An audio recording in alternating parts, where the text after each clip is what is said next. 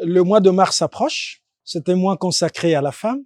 Et depuis 2010, où j'ai eu l'opportunité de participer à la Journée internationale de la femme à Bukavu, à l'est de notre pays, de la République démocratique du Congo, depuis ce temps-là, je ne cesse de méditer, de réfléchir sur le rôle que la femme peut jouer dans notre société.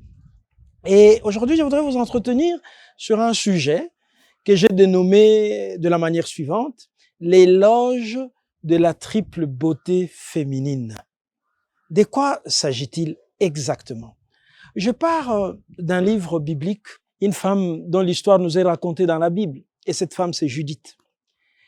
Elle a mis en exergue ce que j'appelle la triple beauté féminine. Donc Judith a mis en exergue sa beauté physique, sa beauté intellectuelle et sa beauté spirituelle. Comment? Ce livre raconte l'histoire du peuple d'Israël attaqué et qui était prêt à céder à l'ennemi. Il y avait un général d'armée, Holoferne, un général compétent. Donc Judith a mis en exergue sa beauté physique, sa beauté intellectuelle et sa beauté spirituelle. Comment? La beauté physique d'abord, elle était belle, elle le savait. Et quand elle apprend que le général Holoferne, avec toutes ses troupes, toute son armée, est à la porte de Jérusalem, Jérusalem assiégée. Et alors cette femme qui était veuve, quand elle a appris que son peuple, les autorités de son peuple étaient prêts à céder, elle intervient.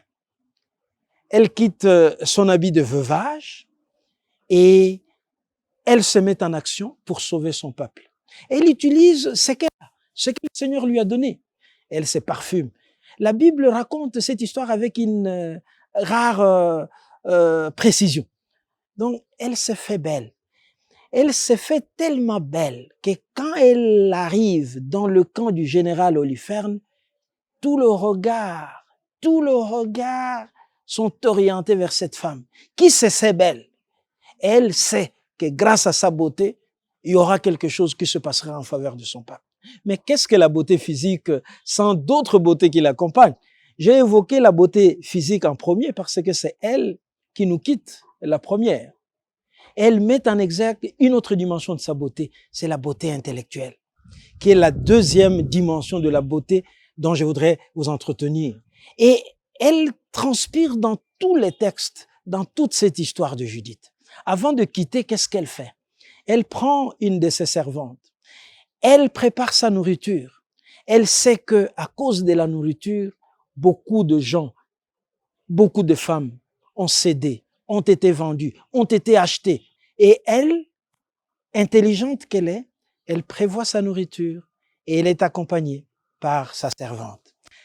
Et elle prévoit sa nourriture. Elle sait que le moment voulu, quand on lui demandera d'aller manger avec le général, avec les officiers, elle dira qu'elle a sa propre nourriture. Ça, c'est la dimension intellectuelle. C'est de l'intelligence, mais une intelligence menée à une sorte de sagesse. Mais qu'est-ce que la beauté physique et la beauté intellectuelle sans la beauté spirituelle qui donne à ces deux beautés leur plénitude? Et spirituelle, Judith l'est. D'ailleurs, quand son mari la laisse veuve, elle ne se détache pas de Dieu. Elle ne se détache pas des actions spirituelles. Elle est veuve et toute sa personnalité, elle la met en face du Seigneur. Et avant d'entreprendre n'importe quelle action qui la mènera à sauver tout son peuple, Judith prie. Judith se réfère au Créateur du ciel et de la terre. Et même quand elle arrive dans le camp d'Holoferne, le grand général, le quartier général, où grâce à sa beauté, tous les militaires, tous les camps du général Holoferne est en émoi parce qu'elle est belle. Pour inviter alors Judith et espérant que grâce à ces banquets, Judith allait céder.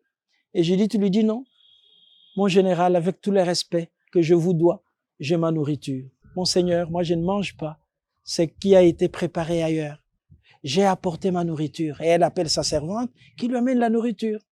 Elle mange sa nourriture pendant que les autres mangent leur nourriture. Et le pauvre Holopherne s'imbibe, il boit, il est ivre.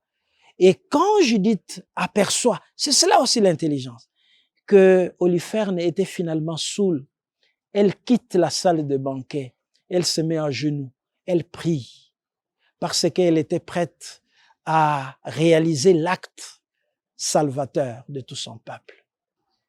Et quand les autres militaires se rendent compte que la tête d'Holopherne est coupée et qu'il est mort, et c'est tout le camp en émoi, et le peuple d'Israël peut être sauvé. Évidemment, je ne fais pas l'éloge du meurtre, je fais plutôt l'éloge de la triple beauté féminine, la beauté physique, la beauté intellectuelle et la beauté spirituelle, grâce auquel Judith finalement sauve son peuple. Mais comment cette femme qui voit les hommes, les responsables de son pays en émoi, qui veulent céder à l'ennemi, prend l'action de sauver son peuple en mettant en exergue les qualités qu'elle a. Et les qualités, c'est quoi? C'est sa beauté physique, c'est sa beauté intellectuelle et c'est sa beauté spirituelle. Et je pense que pour que la femme congolaise, pour que la femme africaine sauve l'Afrique, sauve la RDC Congo, il faut mettre ensemble ces trois qualités. C'est pourquoi nous devrions travailler pour l'éducation, pour la formation de la jeune fille et surtout la beauté spirituelle grâce à laquelle la beauté physique et la beauté intellectuelle trouvent tout leur sens.